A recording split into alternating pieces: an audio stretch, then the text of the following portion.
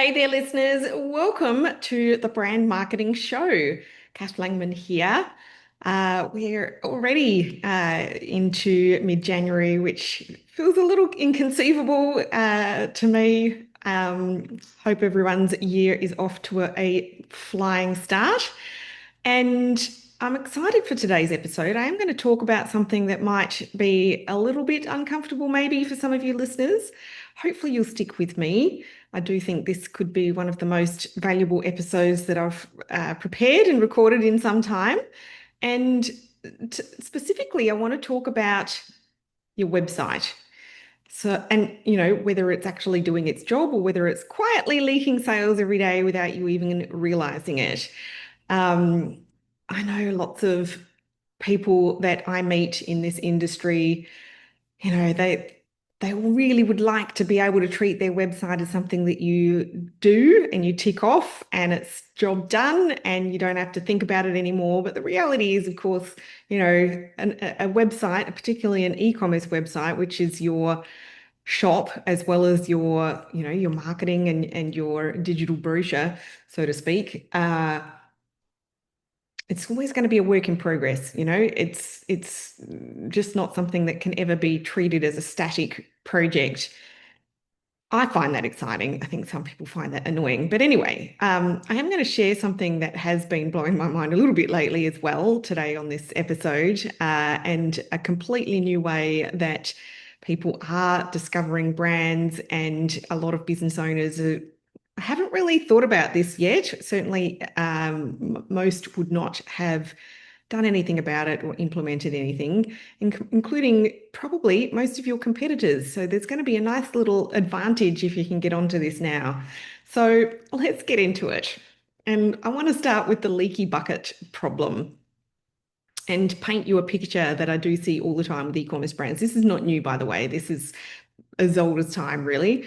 Uh, and the scenario would be something like this. You're spending money on marketing, whether it's ads, SEO, social media, maybe some influencers, whatever it is, that you are doing to drive traffic to your website. And you can probably see in your analytics that you've got people visiting, adding things to their cart.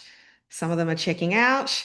I think generally most people in e-commerce would love to see a much higher conversion rate, but typically over the last couple of years, the average conversion rate has dropped compared to what it was like previously. And there's a whole lot of reasons why that goes into that kind of metric declining across an industry.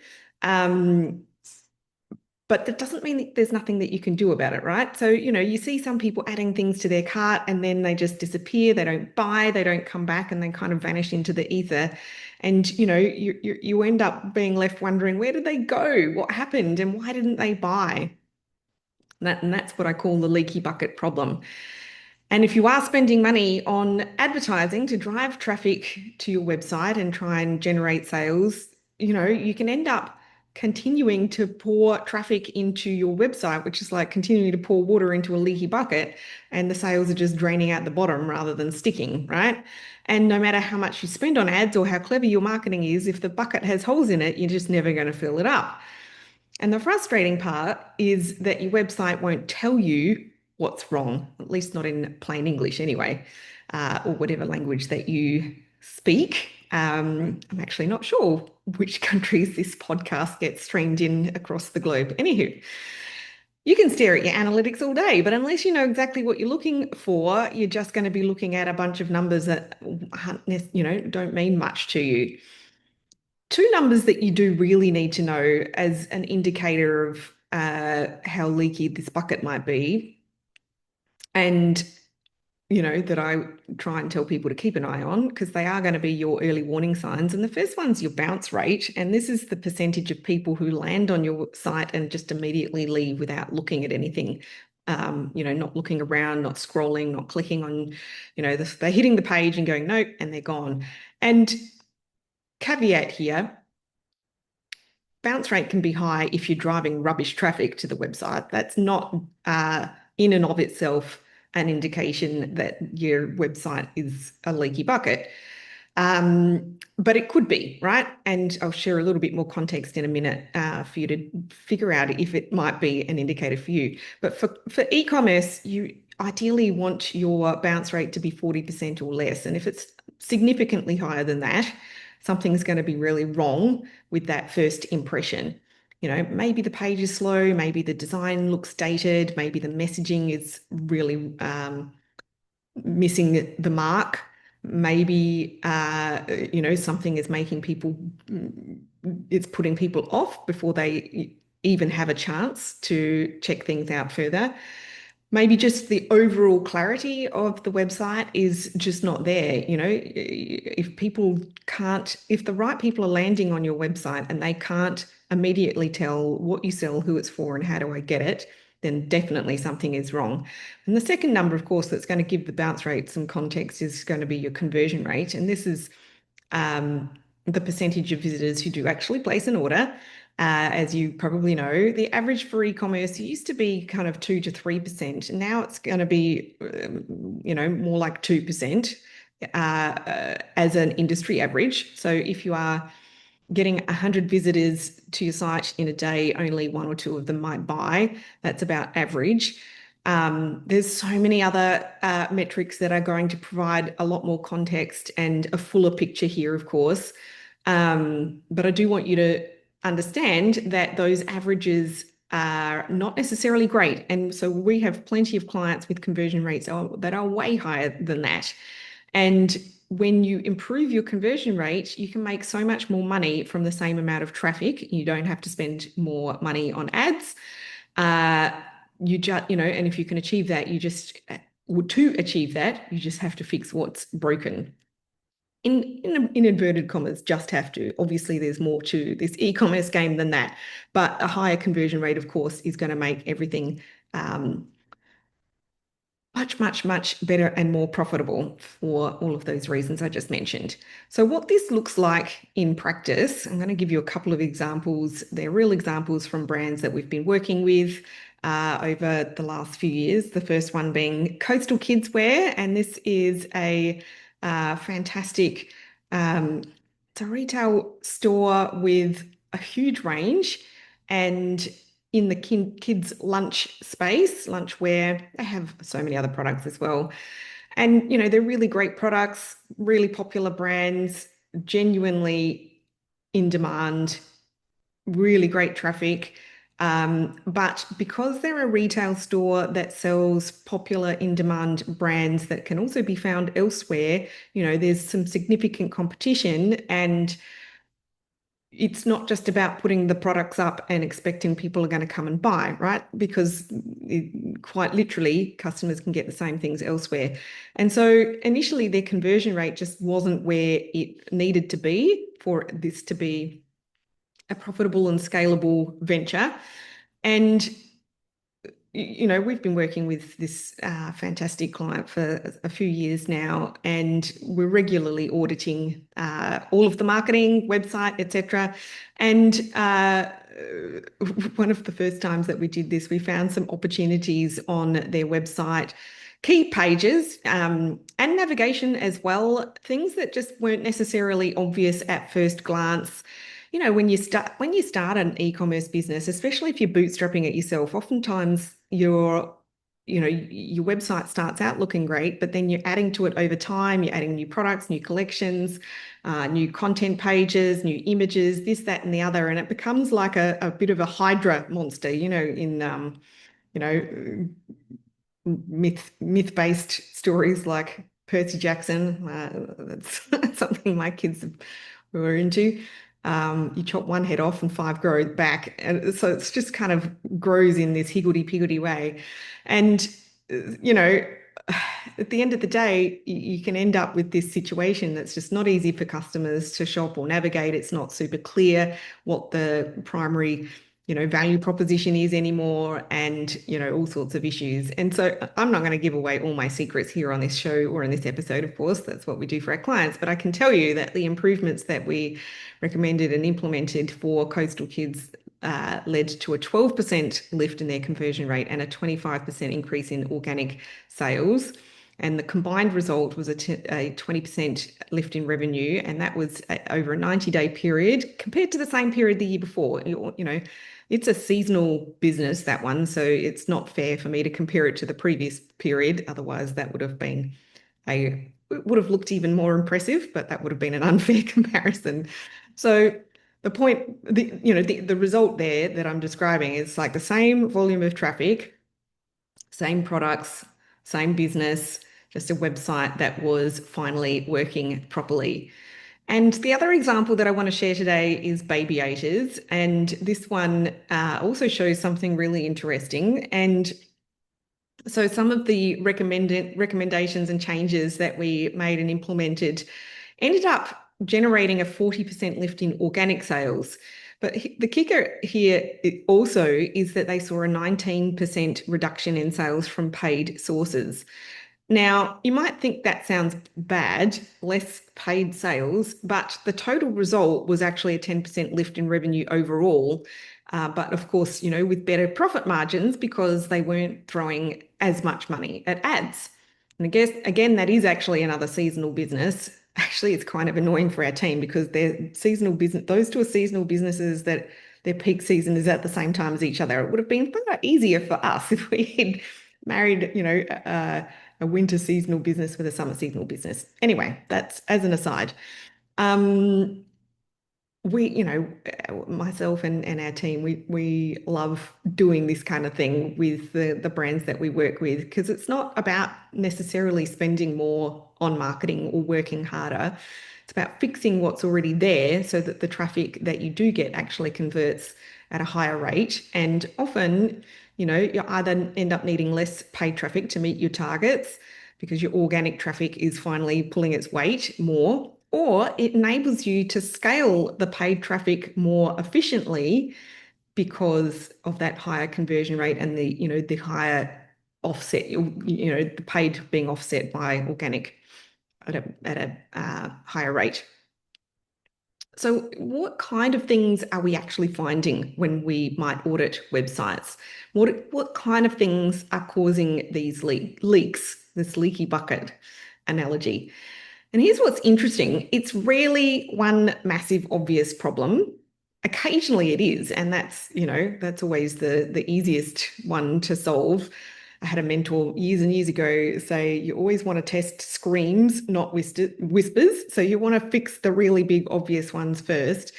But most often it's almost always a handful of smaller friction points that just add up. And so let me walk you through some of them, some of the most common ones that we see.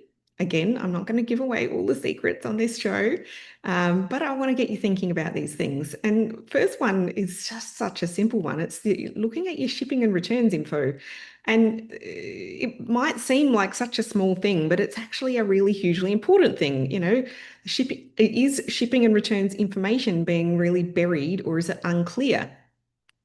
So many times we will see that information a customer has to go hunting for. They might have to go hunting for it on policy pages or, digging around FAQs, or there might be missing links from the footer. The pages might exist, but they might not be linked in the footer menu. There could be many reasons. But at the end of the day, any new customer who's going to buy from a website they've never purchased from before, they want to know, what's the shipping and returns policy? Where is it coming from? How soon is it going to get there? What, freight or postal carriers are they using? What are the returns information if I don't like it, if it's not right for me, if it's broken or it doesn't work, whatever, people want to know this stuff before they take the leap and purchase from a business they've never purchased from before. And, because it seems like such an innocuous thing that a lot of bootstrapped e-commerce brands don't necessarily revisit, again, it's probably something that was set up when the business started, may not have reviewed it since then. And so a lot of brands end up trying a whole bunch of other things to try and move the needle, shift the needle with their traffic and sales. It could be they're trying new photos for their product pages. They could be tweaking their copy. They could be dropping the prices, running a sale. And, a lot of it's not going to really shift the needle in a meaningful way. And, once you uncover this important information and put it somewhere where it's useful for customers rather than 3 clicks deep, then the customers start to trust the brand and convert at a higher rate. So think about our skincare brand Indigare. It wasn't like the shipping and returns info was hugely hidden, but it wasn't particularly obvious, and it wasn't, at the most immediate kind of point of purchase on the product pages or add to cart spot. And you had to dig around for the returns info and all of that kind of stuff. And if you think about, in that sort of a product category, especially that kind of a product category, buying skincare, premium skincare is not cheap stuff. You're buying that online, you can't try the product first. You want to know exactly what you're getting into before you commit, and also, like, if you don't like it, can I return it and get my money back? And so those sorts of that kind of uncertainty can be an absolute deal breaker for a new customer. And so they might even get as far as adding a product to their cart and then go looking for the shipping and returns info, not find it easily and then abandon. That sort of scenario, the fix might take an hour. Clear shipping info on every product page, visible returns, and money back guarantee, which is what we use in that. Not that everybody needs to do that.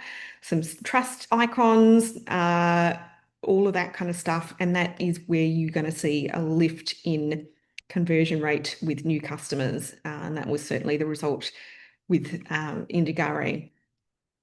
Another really big one, and I definitely am seeing this more and more, is images and graphics that just don't do the job. And I might be a little blunt here in what I'm about to say, but there are so many websites where the imagery is either AI generated or it's generic stock photos or it's just plain boring. And it actively hinders the site's ability to connect and communicate. And if that's, I mean, all of us selling online, doesn't matter actually whether it's a service business or a product business, your images need to do the heavy lifting on your website. They're communicating your brand's quality, your aesthetic, your vibe. They're showing customers what they're actually getting. You think about that age-old phrase, an image tells 1,000 words. It's actually true. I mean, this is why street signs are images rather than words. We can communicate a lot more with an image than we can with, it takes many more words to communicate the same thing. But if your images look cheap or fake, or they're just uninspiring, maybe they're just really product shots on a white background and there's no kind of lifestyle communicated there, or whatever the case, there's so many reasons why images can fall flat. That's exactly how people are going to perceive your brand. And I've seen product photos that are blurry, lifestyle images that look like they were pulled from a free stock site in 2015, AI generated graphics that have, that kind of weird, uncanny, just slightly too perfect feel to them. I know you know what I mean. Banners that could belong to literally any brand in any category, and many more scenarios as well. And the thing that gets me is so many brand owners operate with this expectation that customers who don't know them from a bar of soap will somehow forgive all of this. They'll forgive the crappy images, they'll forgive insufficient product details, they'll forgive websites that make things difficult or unclear to navigate or understand, and then they're surprised when they're not selling enough. But if you think about it from the customer's perspective, or your own perspective when you go shopping, they've landed on your site for the first time. They don't know you. They don't know your story. They don't know how good your products are. They don't know that you're a real person who might care deeply about what you do. All they see is what's in front of them, and they're making split-second judgments about whether this is a brand that they can trust or not. Yes, we all judge a book by its cover, or a wine by its wine label, or all the similar analogies. If your images look amateur, maybe they're dark, they're cluttered, they're not styled nicely. They assume your customers or your potential customers, they're just going to assume that your products are amateur as well. If your graphics look like they were generated by AI in 30 seconds, they're going to assume that you didn't care enough to invest in your brand. And if your website is confusing, they're going to assume that your business is disorganized. And is that fair that people make these assumptions? Maybe not. It's just the reality. Um, I'm sure I heard somebody say to me once, might have been a legal person, perception is 9/10 of reality. And it's so true. Your website needs to do the work of building trust with a complete stranger in a matter of seconds. And that means every image, every graphic, every piece of messaging needs to earn its place on the page. Beyond images, some other common issues that we frequently find include things like homepage messaging that doesn't immediately communicate what you sell or who it's for. You really have only a matter of a split second to make this clear. Product pages missing key information. That is incredibly common. Most bootstrapped e-commerce brands, they start and end with the basic product page template that comes with their theme. And it's just not enough, it's not enough information. Like, what are the ingredients, the dimensions, the materials, or whatever it is that's relevant to your product category. Navigation that's confusing or has too many options, people get overwhelmed and they leave. Trust signals that are missing or buried, no reviews visible, or fake reviews or reviews that have been pinched and copied from elsewhere. Don't do that. No as seen in logos, no security badges at the checkout processes with too many steps or surprise costs at the end, mobile experience that is clunky. This is massive because more than half the internet traffic now is going to be navigating on a phone, mobile phone. Any and every one of these things causes friction, and friction kills sales. On the other side are the right people finding you. Now, everything that I've talked about so far is what happens once people land on your website. But there is, of course, another piece of this puzzle, and that's whether the right people are finding you in the first place. And this is where any traffic generating strategy comes in, of course, paid being one of them, but it's also where SEO comes in, search engine optimization. I know that SEO can feel like a bit of a mysterious black box, a bit of a technical minefield and a difficult, confusing thing for many people, especially the creatives amongst you. And honestly, there is a lot of bad advice out there, particularly from people who still employ the kind of strategies that might have worked 10, 15 years ago, but are now likely to get you blacklisted off Google. But the fundamentals, the good fundamentals, are actually pretty straightforward. And when someone types something into Google, let's say, maybe it's best sunscreen for sensitive skin, Google has to decide which websites to show and which ones not to show. And it makes that decision based on a whole lot of different signals. And of course, the signals that Google's looking for, they like to change those up every so often. But in a nutshell, is your site technically healthy? Does it load quickly? Is it secure? Is it mobile friendly? Does your content actually answer the question the person is asking? Is that content written in a way that a human would actually enjoy engaging with and reading? Or is it just a bunch of garbage stuff full of keywords just to try and target Google? Do other reputable sites link to you as well? And so many other things that come into it. But, those are some of the really basic things that are not that hard to implement. And when we audit a site for SEO, we're looking at things like this: technical health, on-page optimization, content gaps, and opportunities that you might be missing.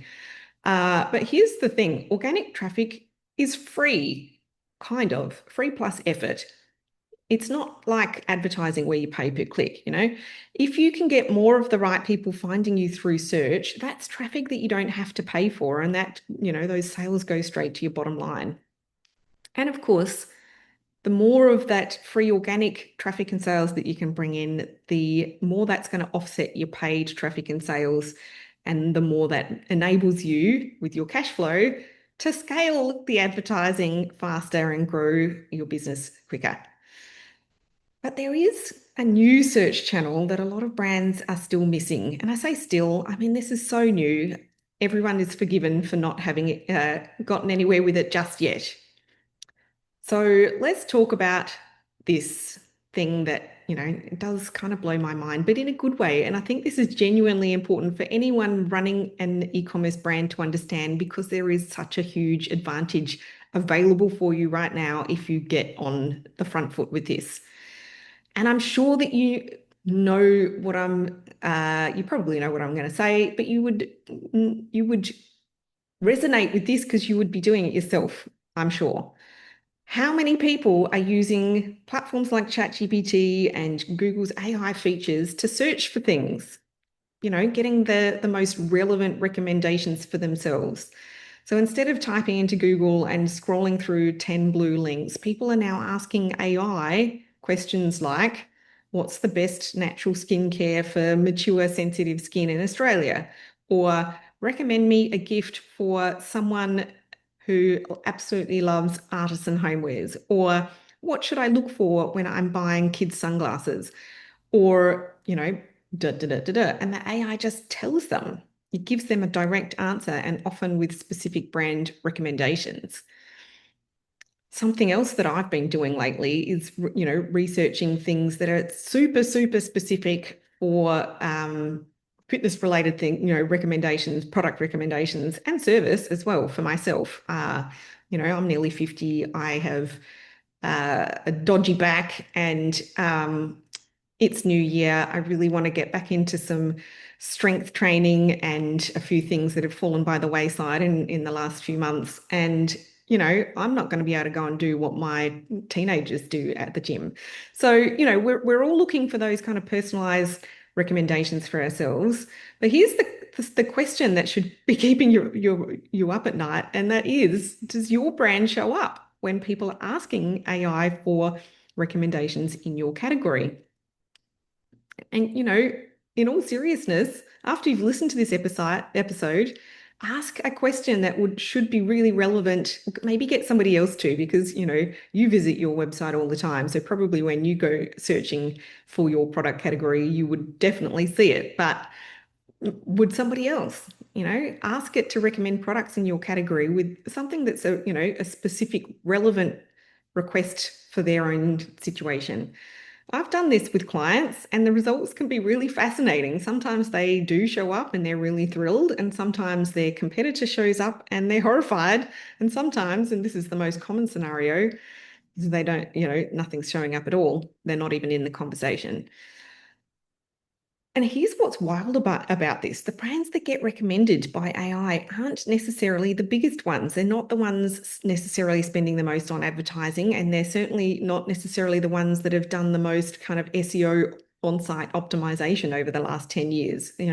So over the last 10 years, all of these established brands have had the advantage. They've had the upper hand because, they had already ranked highly on Google, and they've just grown from there. That's not the case with AI now. So the ones that are showing up are the ones whose content and reviews and online presence has the right kind of content and also the right structure that it's able to give AI systems the right signals. And AI is pulling from everything that it can find about your brand. Not just on your website, yes, including your website content, your reviews, but also including any articles elsewhere that are mentioning you, also including your social media content and your presence on social media. Previously Google search on, if you're doing traditional SEO, search engine optimization, that wasn't going to be pulling from social media content per se. But now it is. And AI is forming an opinion from all of these sources. And then when someone asks for a recommendation, it shares that opinion. And this is a completely new discovery channel that didn't exist 2 years ago. And a lot of brands, including probably most of your competitors, haven't done anything about this yet. So there is a first mover opportunity here. And this is why right now is such an interesting time to be paying attention to this.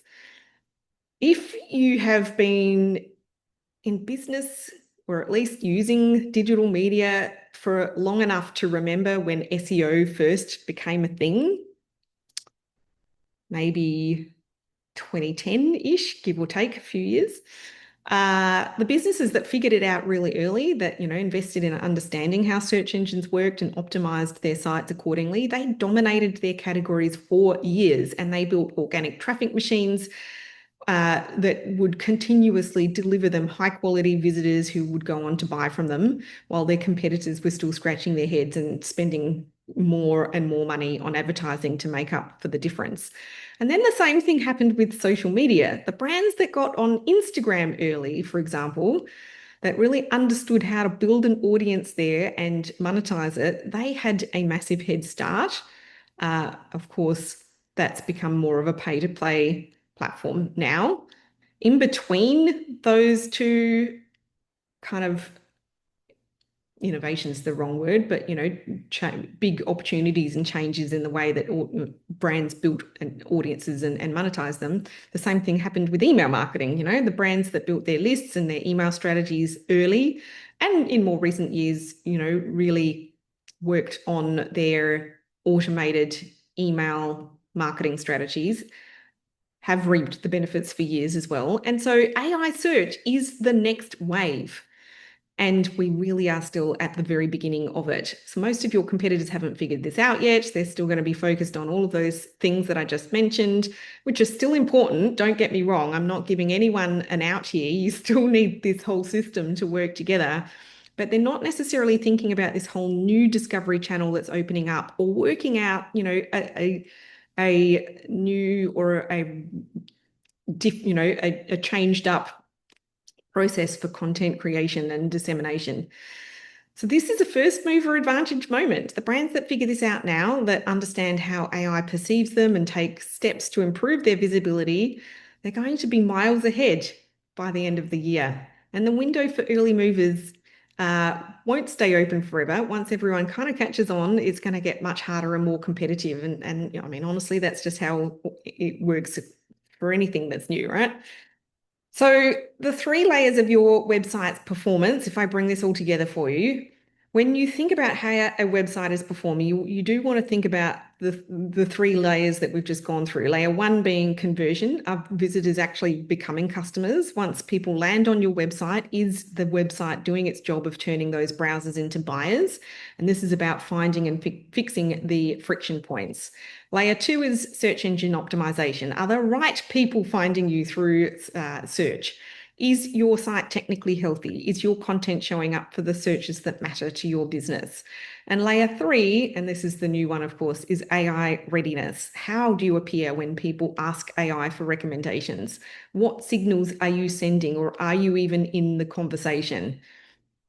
A lot of, traditionally, a lot of website audits would only look at one or two of these. They might be just an SEO audit, or they might be a conversion rate audit, but they're not necessarily going to give you the full picture. And I think in 2026, you need to understand the full picture with all three layers if you want to know what's really going on with your site. So what can you do right now with all of this?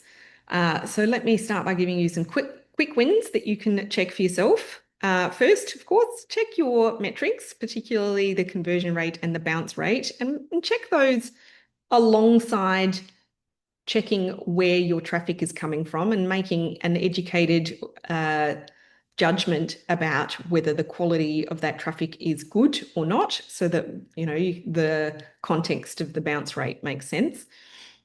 You're going to find that information in your Shopify Analytics dashboard, or if you're using another platform, hopefully you've got Google Analytics set up and tracking properly. And just remember those metrics that I mentioned in terms of what the averages are. And if your bounce rate is well above 40% and your conversion rate is well below 2%, then you've definitely got work to do. Second, of course, looking for the kind of content that's on your website that might be causing a friction point on the way to closing a purchase. whether it's shipping info, how many clicks does it take for a customer to find it? If it's more than zero, then it's definitely not going to be on the product page, and that's going to be a friction point. Third, you want to try your site on your mobile phone and really go through it, trying to look at it with fresh eyes, uh, as though, this would be the shopping experience a potential new customer might have. And, is it easy to navigate? Is it clear when you're looking at the products? Is the checkout process simple, or are you like pinching and zooming and getting really frustrated? Fourth, and of course, this is the fun bit, go and ask ChatGPT or Perplexity or whichever is your favored AI platform to recommend products in your category for, your specific personalized needs, and see what comes up, who comes up, and also how AI describes those brands versus how it might describe yours. And these are all things that you can do right now. They're going to be very easy, very quick, and they'll give you a bit of an insight into what is happening or not happening with your website. Now, if you do want to go deeper and you would like a proper professional audit that looks at all three layers and gives you a prioritized roadmap of exactly what to fix and in what order, that is something that we can do for you.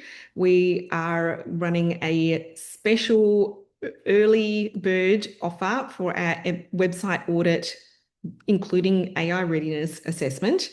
And this is, the full service conversion analysis, SEO, health check, and all the AI readiness piece that we have just gone through in this episode. And you get a comprehensive written report with prioritized recommendations tailored to your website. Nothing generic about this process. They would be specific actions for your business and your goals, plus a video walkthrough and a strategy session with our conversion expert here to go through everything and just help you figure out where to start. We're only taking 15 brands on for this round, and we've already sold some. So but there's still the majority left at this point. I only just opened it up 2 days ago. And the delivery for the end report would be within the first half of February. So we still have plenty of time to go. The early bird pricing for this is $597. Normally it's $997. So if that sounds like something that you would benefit from, and you would really like to make sure that your website is set up to really take advantage of this year and maximize your results in 2026, then don't sit on it for too long. I will put the link to book this in the show notes for this episode. And you're not going to actually find it on our website, our normal website menu, because this is such a special offer. So head to the episode. This is episode 298. Head to the podcast episode and you'll find a link there. Or if you're on our email list, you'll find it there as well. That's it for today's episode, though. I guess as a quick recap, if you're spending money on marketing, but you're not seeing the sales that you expect, the problem might not be your marketing. It might be your website. And the leaky bucket problem is real for many brands, and it costs many brands a lot of money every single day in inefficient ad spend and missed sales opportunities. So if you are not thinking about AI search yet as well, or how your brand appears or should appear on these AI platforms, then you are also missing an opportunity there. This is genuinely new territory, and the brands that figure this out first are going to have a real advantage. So go check your numbers, go through your website content and information and see what you can find, and give us a shout if you would like some help. Thanks for listening today. I'm Kath Langman. This has been the Brand Marketing Show, and I look forward to being in your ears again this time next week. Bye for now.